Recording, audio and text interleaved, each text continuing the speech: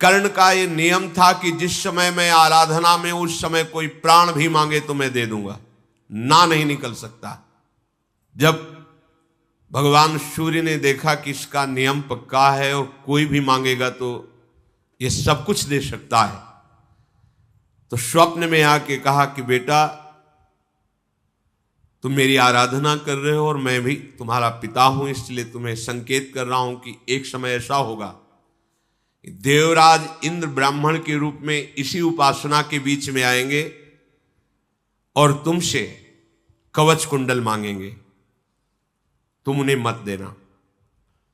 कर्ण ने कहा भगवान मेरा नियम है, यदि उस समय इंद्र या कोई भी ब्राह्मण आकर के मुझसे याचना करेंगे तो आपके इस आदेश का पालन मैं नहीं कर पाऊंगा। एक दिन ऐसा ही हुआ, आगे ये सर्व विजयी ना हो, इस भाव को लेकर देवराज इंद्र ब्राह्मण के वेश में आए। जब कर्ण हाथ उठा करके मंत्र जप कर रहे थे तब उनसे कहा मुझे भिक्षा दीजिए। कर्ण ने हाथ जोड़कर कहा आप बोले आपको क्या चाहिए। उनका तुम्हारे जन्म के साथ प्रकट हुआ एक कवच और एक कुंडल। उसी समय काट करके कुंडल और उधेड़ कर त्वचा से कवच दे दिया। कर्ण के लिए कोई अदेय नहीं था, दानियों में शिरोमणि थे। कवच और कुंडल लेकर के मुस्कुराते हुए कहा कि तुम्हारे जैसा नियम पालन करने वाला और दान देने वाला अद्वितीय वीर अभी मैंने नहीं देखा। जबकि तुम्हें पता है मैं कौन हूं, फिर भी तुम ऐसा साहस का काम किया। मैं बहुत प्रसन्न हूं, तुम जो चाहो मुझसे मांग सकते हो। तो उन्होंने कहा भगवान मुझे पता है आपके पास एक ऐसी शक्ति है, विश्व ब्रह्मांड में किसी के ऊपर चला दी जाए वो नष्ट ही हो जाएगा, मुझे वो शक्ति चाहिए, अमोघ वर्ची। देवता असुर मनुष्य गंधर्व नाग राक्षस कोई भी त्रिभुवन में जिसके ऊपर संधान कर दी जाए वो नष्ट ही हो जाएगा।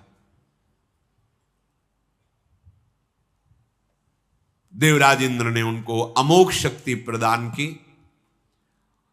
यह अमोघ कार्य करने के कारण इनका नाम कर्ण नाम हुआ, जो छेदन करके अपने कवच को और कुंडल को प्रदान किया।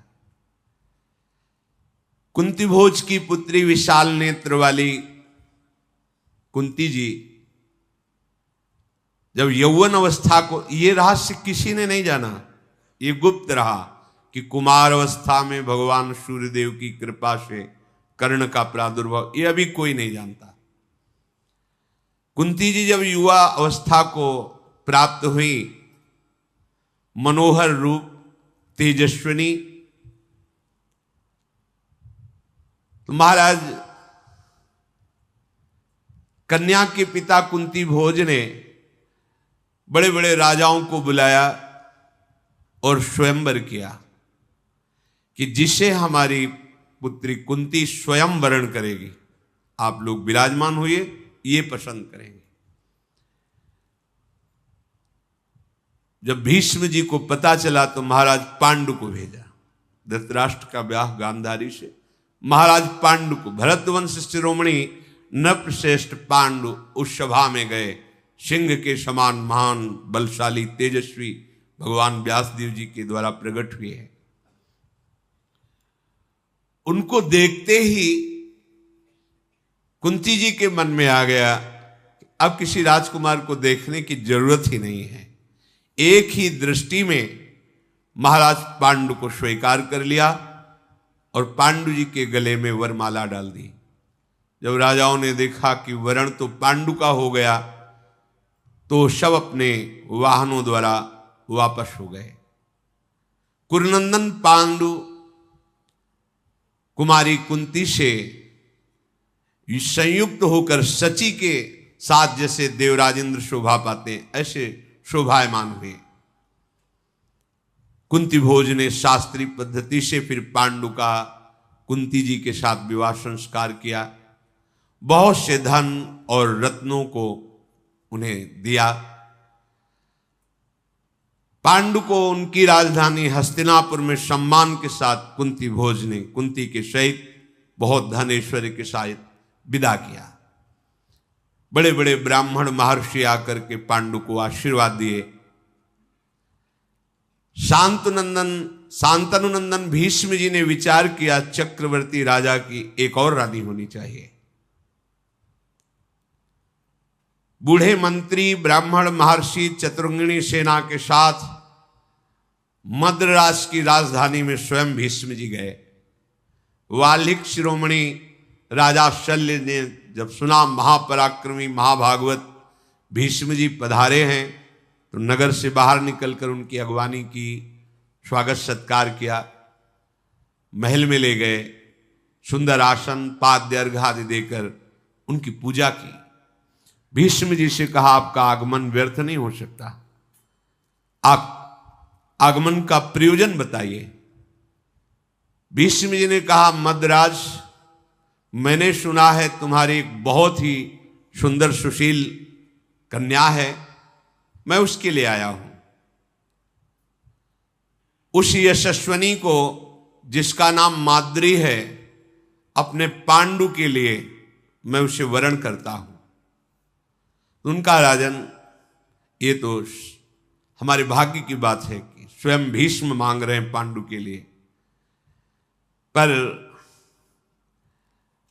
हमारे यहां एक नियम है, कुल परंपरा से चला आ रहा है कि हम कन्या उसी को देते हैं जो ऐश्वर्य हमें समर्पित करता है। ये परंपरा चली आ रही है, हमारा कुल धर्म है, और जो हमारे बुजुर्ग करते चले आ रहे हैं वही हमें प्रमाण मानना है। भीष्म जी ने कहा स्वेच्छा से हम दें या आप अंक बोलेंगे? उनका नहीं, कुछ भी, बस एक नियम है। विष्णु ने बहुत से रत्न आभूषण सब, हाथी घोड़े बहुत से दिए। महातेजस्वी भीष्म जी ने तृप्त कर दिया शल्य को। स्वर्ण आभूषण, शास्त्रों विचित्र प्रकार के रत्न, हाथी घोड़े रथ वस्त्र अलंकार, मणि मोती मूंगे ढेर लगा दिए भीष्म जी। शल्य ने वस्त्राभूषणों से विभूषित करके राजा पांडु के लिए कुरुश्रेष्ठ भीष्म को कन्या समर्पित की। गंगानंदन भीष्म माद्री जी को लेकर हस्तिनापुर आए और ब्राह्मणों द्वारा राजा पांडु की दूसरी ब्याह पद्धति माद्री के साथ पूर्ण किया। कुंती और माद्री जी, पांडु की दो पत्नियां, धृतराष्ट्र की श्री गांधारी जी। राजाओं में श्रेष्ठ महाराज पांडु अपनी दोनों पत्नी कुंती और माद्री के साथ आनंद पूर्वक महल में रहने लगे। भीष्म जी ने संकेत किया कि चक्रवर्ती सम्राट सिंहासन पर वही सुशोभित होता है जो पूरी पृथ्वी पर विजय प्राप्त कर सके। महलों में ही रहने का अवसर नहीं, ब्याह हो गया है, निकलो और पूरे विश्व को परास्त करके फिर सिंहासन पर बैठो। आज्ञा के अनुसार समूची पृथ्वी पर विजय प्राप्त करने के लिए राजधानी से बाहर निकले महाराज पांडु। भीष्म जी के चरणों में मस्तक रखकर झुकाया। ब्राह्मणों ने मंगलाचरण किया। पांडु देव कुमारों के समान महान तेजस्वी बलशाली थे। अपने सैनिकों के साथ शत्रुओं, जो राजशत्रु थे, उन पर धावा बोला। पराक्रमी पांडु सबसे पहले विंध्य पर्वत के पूर्व दक्षिण की ओर, जिसे भिलसा कहते हैं, उस राजधानी में आक्रमण किया। फिर मगध देश में, उस समय दीर्घ नाम का राजा मगध राज पर राज्य करता था, उसे मार गिराया। फिर मिथिला देश, फिर काशीपुरी, सुई, पुंड्र, बड़े बड़े विश्व में, पूरे विश्व में जो भी राजा उनके आगे सर नहीं झुकाता उसे बंदी बना लेते, उसे दंड देते। परास्त करके राजा पांडु प्रज्वलित अग्नि के समान सुशोभित हुए। सेना सहित पांडु अपार संपत्ति, जो राजा मित्र थे वो भेंट देते, जो शत्रु थे उनको बंदी बनाकर बहुत सी संपत्ति, ढेर के ढेर, पहाड़ के पहाड़, जैसे मणि मोती मूंगे सुवर्ण चांदी गौरत्न अश्वरत्न रथरत्न हाथी ऊंट, बहुत सी मृगचर्म, क्या क्या सामग्री हस्तिनापुराधीश राजा पांडु जीत करके लाए। हस्तिनापुर में जब लौट कर आए तो उनका स्वागत हुआ। राजा पांडु जब नगर के निकट आए तो भीष्म जी ने उनकी अगवानी की। देखा अपार संपत्ति, आनंद बढ़ाने वाले पांडु निकट आकर महाभागवत भीष्म जी के चरणों में प्रणाम किया, सबका सम्मान किया। शंख तुरही मृदंग आदि से पांडु जी का स्वागत हुआ।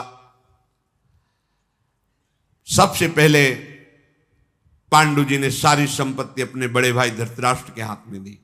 ये मर्यादा, यद्यपि राजा पद पर आप हैं पर अधिकारी धृतराष्ट्र जी हैं, क्योंकि बड़े हैं। धृतराष्ट्र की आज्ञा से फिर भीष्म जी को, सत्यवती जी को, अंबिका अंबालिका को प्रणाम नमस्कार और ये भेंट समर्पित की। विदुर जी के लिए भी संपत्ति का विभाग किया, सब पूरे नगर को बंटवाया संपत्ति। सत्यवती ने पांडु द्वारा जीत कर लाए हुए शुभ धन से खूब प्रजा को संतुष्ट किया। धृतराष्ट्र ने उस धन से ब्रह्म ऋषियों को बुलाकर 100 अश्वमेध यज्ञ करवाए। अब विचार किया महाराज पांडु ने, विजय भी हो गई, अब एकांतवास करके भजन भी करना चाहिए। अपनी दोनों पत्नियों को लेकर, कुछ अंगरक्षकों को लेकर राजमहल के सुख को छोड़कर वन में वास करने का विचार किया कि वहां जो हिंसक, प्रजा में संक्रामक रोग फैलाने वाले पशु हैं उनका शिकार, और एकांत में मंत्र जाप आदि करते हुए कुछ समय, क्योंकि युद्ध आदि में बहुत हत्याएं होती हैं। हिमालय के दक्षिण भाग की रमणीय भूमि में पर्वत के शिखरों पर विचरते हुए वहां निवास करने लगे। कुंती और माद्री के साथ में वहां तलवार बाण धनुष विचित्र कवच धारण करके भ्रमण करते। पांडु को देख करके वनवासी ऋषि मुनि बहुत सुखी हुए कि रक्षा करेंगे। यहां धृतराष्ट्र की आज्ञा से प्रेरित होकर बहुत से गुप्तचर पांडु की सुरक्षा में गुप्त रूप से रहते। यद्यपि उन्होंने ऐसा कहा नहीं था, पर उस सुरक्षा में रहते, क्योंकि चक्रवर्ती सम्राट है, कोई आक्रमण न करे। समय बड़ा विचित्र होता है, सब समय सुख जैसा ही नहीं रहता कि एक सुख का कार्य चल रहा है तो सुख ही बना रहेगा। भीष्म जी ने विदुर जी का भी विवाह करवा दिया। अगर हमारा जीवन भगवान से युक्त है तो कोई भी विपत्ति चाहे जितनी बड़ी हो वो परास्त नहीं कर सकती। ये जो हाहाकार मचता है हमारे हृदय में, उसका कारण होता है धर्म का आश्रय नहीं, सत्य का आश्रय नहीं, भगवान का आश्रय नहीं। इधर एक दिन भगवान व्यासदेव जी महल पधारे तो गांधारी जी ने भगवान व्यासदेव जी की सेवा की। व्यास देव की ऐसी सेवा की व्यास भगवान बहुत प्रसन्न हुए। कहा तुम्हारी जो कोई मनपसंद वस्तु या जो भी चाहना हो। उन्होंने कहा कि मेरी यही चाह है कि महाबलवान मेरे 100 पुत्र हों। भगवान व्यासदेव जी ने कहा तथास्तु, ऐसा ही हो। धृतराष्ट्र के द्वारा गांधारी ने गर्भ धारण किया, पर 2 वर्ष व्यतीत हो गए, ना गर्भ बढ़ा, बस एक मांस का पिंड जैसा, और ना गर्भ प्रसव हुआ। गांधारी जी को बड़ी चिंता हुई कि भगवान व्यासदेव जी के आशीर्वाद से गर्भ हुआ है। जब गांधारी जी को 1 वर्ष गर्भ धारण किया था, उधर महाराज युधिष्ठिर का प्रादुर्भाव हुआ था, आगे प्रसंग में आएगा। युधिष्ठिर का प्रादुर्भाव गुप्तचरों ने जब बताया तो बहुत कष्ट हुआ गांधारी को, क्यों हमसे तो छोटे हैं, इतना तेजस्वी पुत्र, 100 पुत्र होने थे हुआ, तो अपने पेट पर बहुत प्रहार किया। 2 वर्ष गर्भ धारण करने पर भी कोई हलचल नहीं, कोई कुछ नहीं, बड़ा उनको गुस्सा आया, प्रहार किया, मूर्छित हो गए। जब मूर्छा जगी तो देखा एक मांस का पिंड सामने प्रहार से। ये क्या भगवान व्यासदेव जी का आशीर्वाद, कोई आकृति नहीं, कोई ऐसा नहीं कि कोई हाथ पैर नाक, बस मांस का पिंड, और वो भी लोहे के समान कठोर। बड़ा शोक हुआ, 2 वर्षों तक इसको गर्भ में धारण किया, किस काम का। दासियों से कहा फेंक दिया जाए, जो ही दासियों ने उठाया भगवान व्यासदेव जी आ गए, ये क्या कर रहे हो? तो उनका भगवान इसका क्या करे, तो मांस का पिंड है। व्यास जी ने कहा मांस का पिंड नहीं है, हमारा आशीर्वाद है, जो हमने तुम्हें आशीर्वाद दिया था। उन्होंने कहा मुझे बहुत जलन हो रही, सुना है कि पांडु के एक तेजस्वी पुत्र प्रकट हुए युधिष्ठिर जी, मैं ये जलन बर्दाश्त नहीं कर सकती, इसलिए मैंने प्रहार किया तो गर्भ से मांस का पिंड निकला, और आपने 100 पुत्र होने का वरदान दिया था। भगवान व्यासदेव जी ने कहा विश्वास करो राजकुमारी, मैं कभी हास परिहास में भी मिथ्या नहीं बोलता, फिर आशीर्वाद या वरदान देने पर मिथ्या हो जाए, ऐसी कैसी बात हो सकती है? ये मेरे ही विधान से हुआ है। लाओ, अत्यंत शीतल जल लाओ। शीतल जल लाया गया, और उस मांस के पिंड पर जो ही भगवान व्यासदेव जी ने शीतल जल डाला तो उसके 101 हिस्से हो गए, 100 और 101 हिस्से हो गए। गांधारी को बड़ा आश्चर्य, बिना कुछ छेदन भेदन किए, और वो जैसे एक अंगुष्ठ प्रमाण ऐसे आकृति उसमें बालकों की सी झलकने लगी।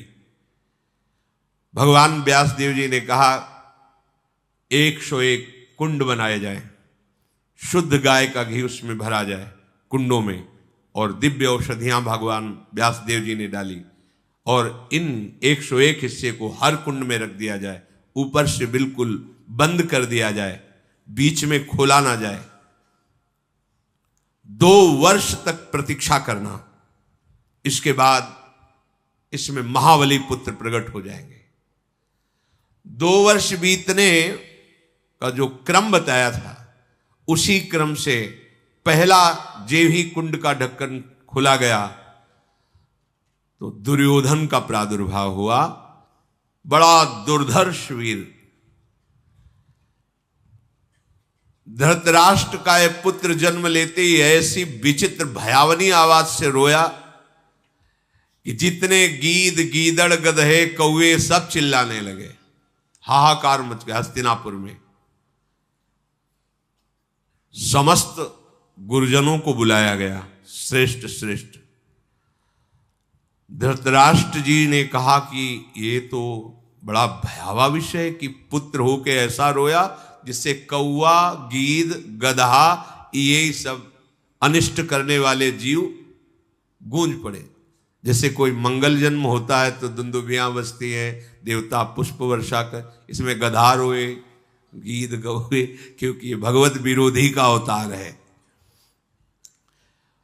ये मेरा ज्येष्ठ पुत्र है, क्या ये राजा बनने लायक है?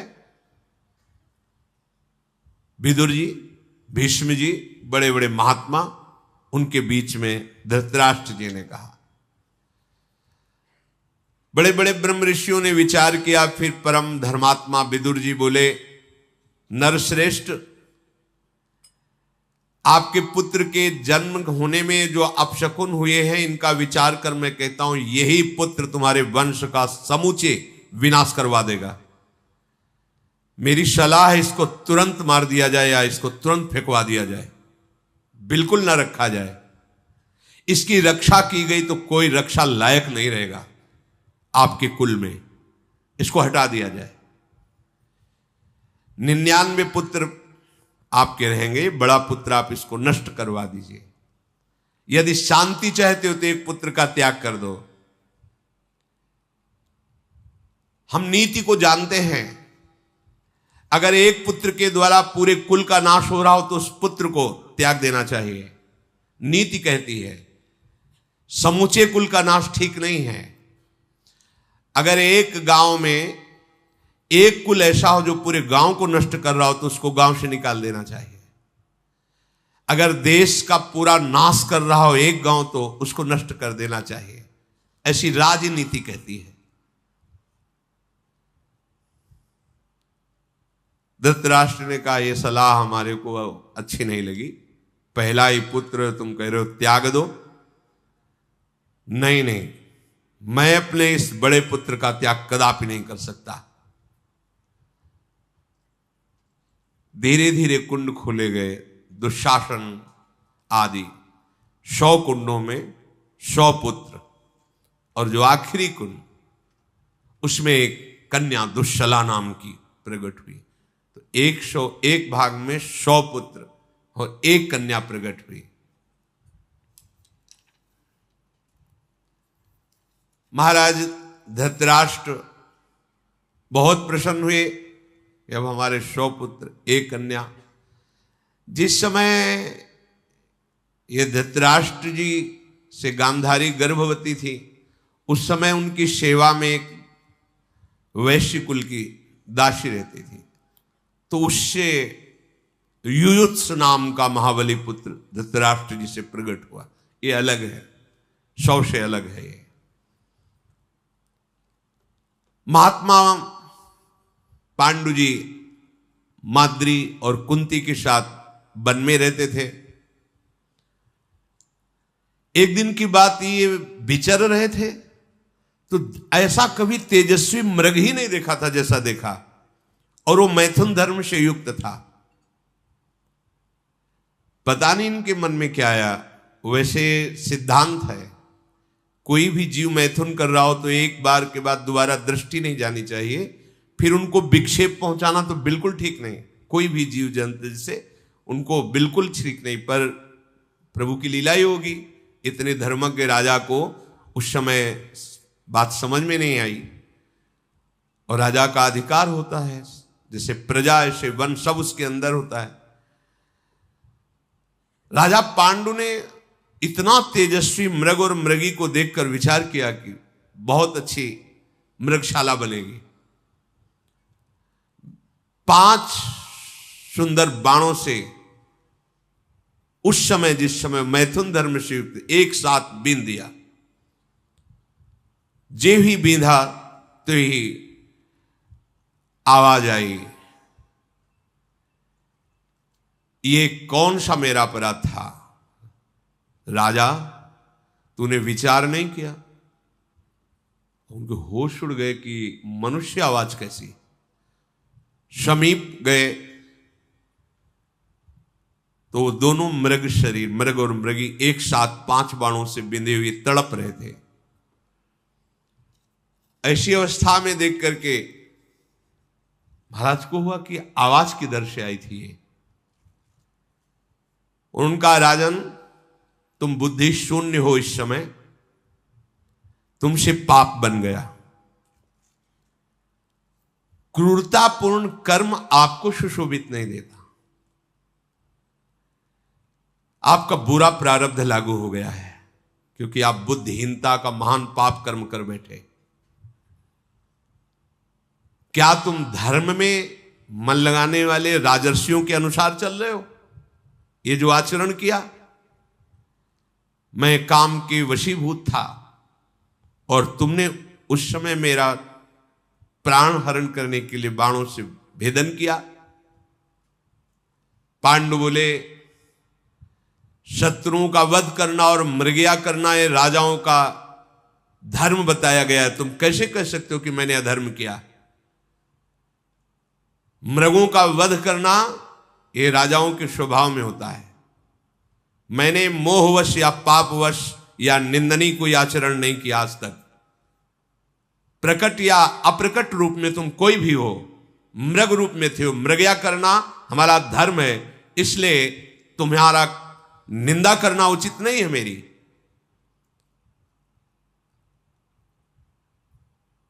क्षत्रिय धर्म के अनुसार मृगों का वध करना प्रमाण सिद्ध शास्त्र अनुकूल बर्ताव है। जो मृग रूप में थे उन्होंने कहा शत्रुओं पर आक्रमण करना तुम्हारा धर्म हो सकता है, पर मेरे द्वारा तुम्हारी क्या शत्रुता हुई? मैं अत्यंत कोमल मृग शरीर धारण किए हूं, मैंने तुम्हारा क्या बिगाड़ा था? और यदि तुम ऐसा करते हो, कहते हो कि मृगया करना तुम्हारा धर्म है, तो कुछ क्षण रुक जाते और मैथुन धर्म से मैं निवृत्त हो जाता। उस समय तुम बाण संधान करते तो धर्मयुक्त था। ये कौन सा धर्म है?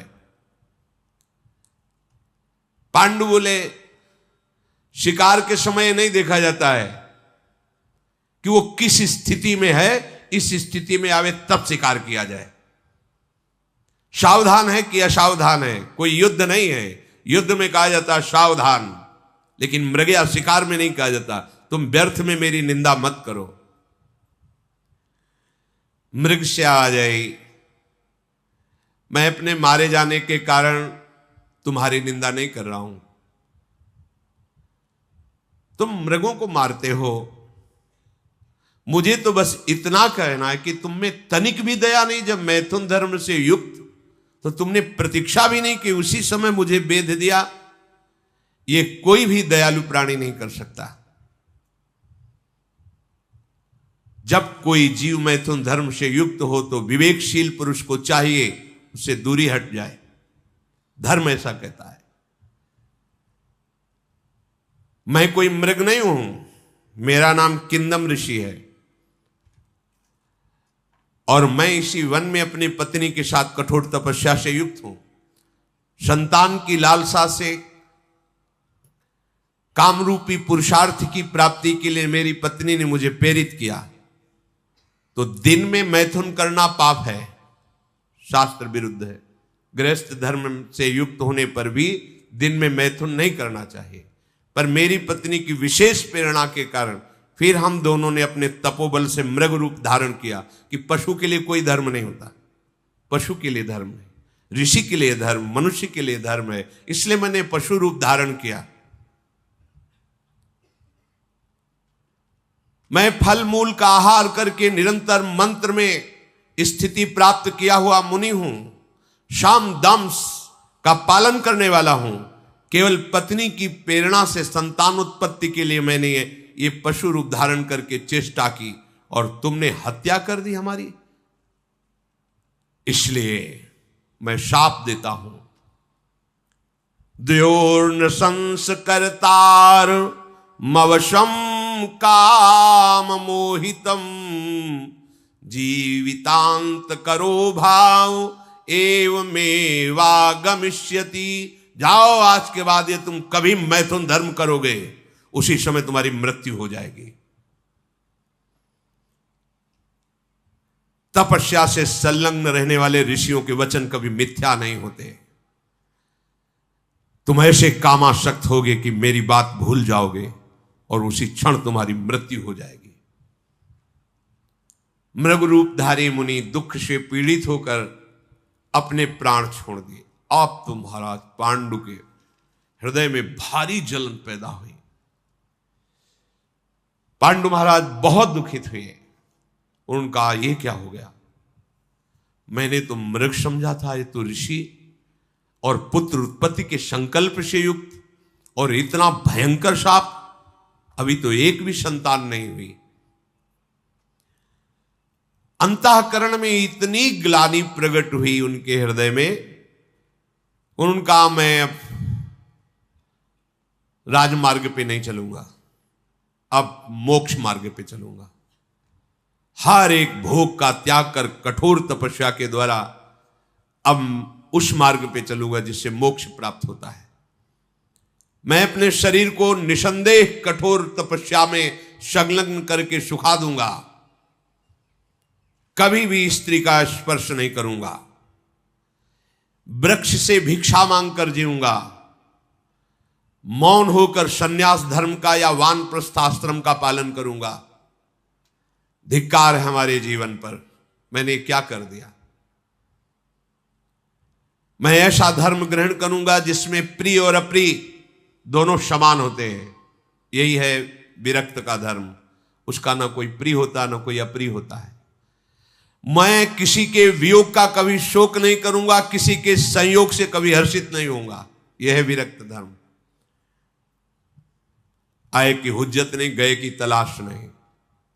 कोई हमारी निंदा करे स्तुति करे, दोनों में समान रहूंगा। ना किसी से आशीर्वाद लूंगा ना किसी को आशीर्वाद दूंगा, ना किसी से नमस्कार की इच्छा रखूंगा। सुख और दुख में समान भाव रहूंगा। कभी आज से किसी की हंसी नहीं उड़ाऊंगा, किसी को कठोर वचन नहीं बोलूंगा, किसी से क्रोध नहीं करूंगा और कभी किसी को दंड नहीं दूंगा। यह है वैराग्य मार्ग। मैं हर स्थिति में अपने हृदय को प्रसन्न रखूंगा। आज से मैं चराचर प्राणी को अभय प्रदान करता हूं, किसी को दंड नहीं, किसी को दुख नहीं, किसी को मारूंगा नहीं। यदि भिक्षा मिली तो ठीक, नहीं मिली तो कई कई दिन तक भूखा रहूंगा। कभी मैं भरपेट भोजन नहीं करूंगा और किसी दूसरे का आश्रय नहीं लूंगा, राजा या गृहस्थ आदि का। लोभवश किसी से मिलूंगा नहीं, अपनी जीविका का कोई साधन नहीं करूंगा। अगर एक आदमी हमारी बाह काटेगा और दूसरी बाह में चंदन लगाएगा तो मेरी तरफ से दोनों के लिए बराबर भाव रहेगा। जीने और मरने दोनों इच्छाओं का मैं त्याग करता हूं। बड़ा कठोर हृदय में नियम लेकर महाराज पांडु बहुत दुखित हो गए। कुंती और माद्री जी ने जब देखा, महाराज पांडु ने कहा, देवियों तुम हस्तिनापुर लौट जाओ। अंबिका अंबालिका जो मेरी मां है, विदुर जी, भीष्म जी, संजय जी, धृतराष्ट्र जी, सत्यवती जी, इन राजपुरोहित सबको मेरे इस कठोर व्रत की सूचना दो। मैं हस्तिनापुर पद का त्याग करता हूं और वनवासी स्वरूप होकर अपने जीवन को मोक्ष मार्ग में लगाता हूं। मैंने वनवास का दृढ़ निश्चय कर लिया है। कुंती माद्री ने कहा, सन्यास शब्द केवल मत बोलिए। आप वानप्रस्थ में भी रह करके यही आचरण कर सकते हैं। वानप्रस्थ में एक सिद्धांत है कि पत्नी यदि उसमें साथ रहना चाहे उसी पद्धति से तो रह सकती है, यदि न रहना चाहे तो अपने बालकों के पास या अपने पूर्व स्थानों में जा सकती है। तो वानप्रस्थ धर्म के अनुसार मैं आपकी तपस्या में सहयोग करूंगी, बिल्कुल कहीं विघ्न नहीं डालूंगी, ऐसा माद्री और कुंती जी ने कहा। आज के बाद हम कभी आपको किसी भी काम चेष्टा के लिए प्रेरित नहीं करेंगे। संकल्प लेती हैं कि आपकी साधना में हम विघ्न नहीं पहुंचाएंगे। इंद्रियों को सदैव वश में रखकर भारी तपस्या करेंगे, पर आप हम दोनों का त्याग नहीं कर सकते, क्योंकि अगर त्याग किया तो हम अपने प्राणों का त्याग कर देंगे। पांडु जी ने कहा, यदि तुम दोनों का यही धर्मयुक्त निश्चय है तो चलो, मैं संन्यास न लेकर वानप्रस्थ आश्रम में रहूंगा।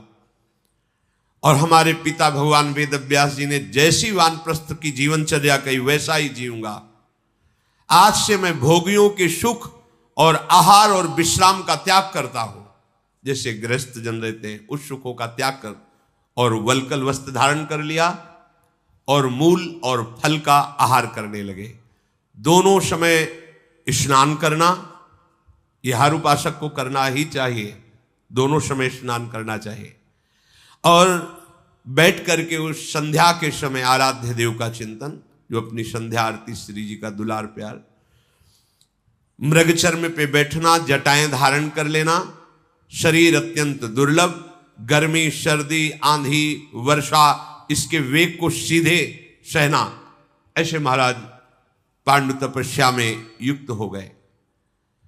महाराज पांडु फल मूल का आहार करते हुए नागशत नामक पर्वत पर गए। कुछ दिन वहां तपस्या की, फिर चैत्ररथ, कालकूट, फिर हिमालय को लांघकर गंधमादन पर्वत, इंद्रद्युम्न सरोवर, इसके बाद हंसकूट, फिर सतसंग पर्वत पर रहने लगे।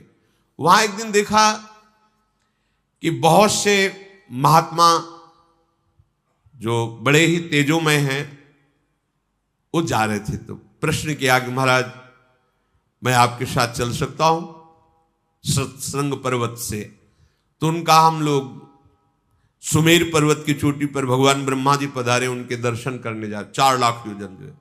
बोले हम भी चलेंगे। बोले वहां मनुष्य शरीर धारण करने वाला, हम सब दिव्य हैं, तुम्हारे को दर्शन देने के लिए प्रकट हुए, वस्तुतः तुम हमें देख नहीं सकते, हम वायु वेग से चलते हैं, वहां तुम्हारी गति नहीं है, वहां कोई शरीरधारी नहीं जा सकता, हम सब दिव्य महात्मा है। उनका भगवान फिर हमारा जीना किस काम का, हमको तो ऐसा शाप मिल चुका है। तो उनका नहीं, मैं तुम्हारे भाग्य को देख के कह रहा हूं, तुम्हारे जैसे पुत्र तो विश्व में किसी के नहीं होंगे। उनका ऐसा कैसे हो सकता है? मुझे तो साफ है कि अगर मैं मैथुन धर्म से युक्त हुआ तो मृत्यु हो जाएगी। बोले नहीं, निश्चिंत रहो, एक नहीं 5 महारथी विश्व विजेता तुम्हारे पुत्र होंगे। और वो ऋषि अंतर्धान हो गए। महाराज पांडु ने विचार किया कि ऋषियों के वचन मिथ्या नहीं होते। कुंती जी से कहा कि ऐसा कैसे हो सकता है, ऋषि के वचन मिथ्या नहीं हो सकते और मैं संयोग कर नहीं सकता, और 5 महारथी पुत्र। एक उपाय मुझे सोचता है शास्त्रीय पद्धति से, तुम किसी ब्रह्म ऋषि का आवाहन करो और उससे संतान उत्पन्न करो। शास्त्र ऐसा आज्ञा करता है, जैसे सत्यवती जी ने भगवान व्यास जी से। तो उनका भगवान यदि आप धैर्य रखकर मेरी बात सुने और समझें तो मैं आपसे प्रार्थना करूं। कुंती जी ने हाँ बोलिए। जब मेरी कुमार अवस्था थी तब मुझे अतिथि सत्कार साधु सेवा में लगाया गया था। महान कठोर व्रतधारी उग्र स्वभाव वाले भगवान दुर्वासा जी को मैंने प्रसन्न कर लिया था, और मेरे संयम को देखकर, मेरी सेवा को देखकर भगवान दुर्वासा जी ने मुझे एक मंत्र दिया था प्रयोग विधि सहित। मैं जिस देवता को जब चाहूं जहां चाहूं वैसे बुला सकती हूं, तो मुझे किसी ब्रह्म ऋषि की आवश्यकता नहीं है। यदि आपका आदेश हो और आप प्रसन्न हो तो संतानोत्पत्ति के लिए जिस देवता को कहो मैं उसे बुला दूं। पांडु जी ने जब ये बात सुनी तो बहुत प्रसन्न हो गए। महाराज यशस्वी पांडु जी ने कहा, तभी ऋषियों ने ऐसा वरदान दिया था। अब मुझे समझ में आ गया, आज मैं धन्य हो गया। कुंती, मेरे वंश में तुम्हारा महान अनुग्रह है, तुम मेरे कुल को धारण करने वाली हो। मैं उन महर्षियों को नमस्कार करता हूं जिन्होंने मुझे सूचना देकर जीवन दान दिया कि तुम्हारे 5 पुत्र होंगे। देखो, धर्म है ऐसा, पर कभी कोई अंगुली ना उठा सके, इसलिए पहले सीधे धर्मराज का आह्वान करो, क्योंकि धर्म का पूर्ण ज्ञान धर्मराज जी को है। कभी कोई ऐसा न कह सके कि अधर्म है, इसलिए पहले धर्मराज को बुलाओ, क्योंकि साक्षात धर्म है। धर्म से प्रथम पुत्र उत्पन्न होने वाला धर्मात्मा कहा जाएगा। धर्म के द्वारा जो पुत्र होगा वो धर्म की स्थापना करेगा। इसलिए आप धर्म देवता का आवाहन कीजिए। अपने पति पांडु के ऐसा आदेश पर तथास्तु कहकर प्राणों का संयम करके, अपने पति की परिक्रमा करके, पति को प्रणाम करके, उनसे आज्ञा लेकर, गांधारी जी को अभी 1 वर्ष जब गर्भधारण किए हुए था तब ये प्रकट हुए पहले युधिष्ठिर जी, पर गर्भधारण दुर्योधन जी पहले गर्भ में आए, क्योंकि 2 वर्ष बाद कुंती जी ने धर्म देवता का जे ही आवाहन किया, तत्काल उसी क्षण भगवान धर्म उपस्थित हुए। मानो कई सूर्य एक साथ प्रकट हो गए हों। कुंती देवी ध्यानस्थ थी धर्म देवता के विषय में। वो हंसकर बोले, कुंती क्या तुम्हें चाहिए? क्यों मेरा आह्वान किया? तब कुंती जी ने आंख खोल के देखा, प्रणाम किया और कहा, भगवान मुझे पुत्र की प्राप्ति चाहिए। योग मूर्ति भगवान धर्म ने कुंती जी को एक पुत्र प्रदान किया। जब चंद्रमा ज्येष्ठा नक्षत्र पर थे, सूर्य तुला राशि में थे, शुक्ल पक्ष की पूर्ण पंचमी तिथि थी, अभिजीत नामक 8वां मुहूर्त, उस समय उत्तम पुत्र का प्रादुर्भाव हुआ। जन्म लेते ही आकाशवाणी हुई, ये महान श्रेष्ठ साक्षात धर्म है, धर्मात्माओं में अग्रगण्य है और ये पराक्रमी, उदार, दूसरे का हित करने वाला, अजात शत्रु, सत्यवादी महात्मा, ये धर्मराज युधिष्ठिर के नाम से प्रसिद्ध होगा। महाराज युधिष्ठिर का प्रादुर्भाव धर्म देवता से हुआ।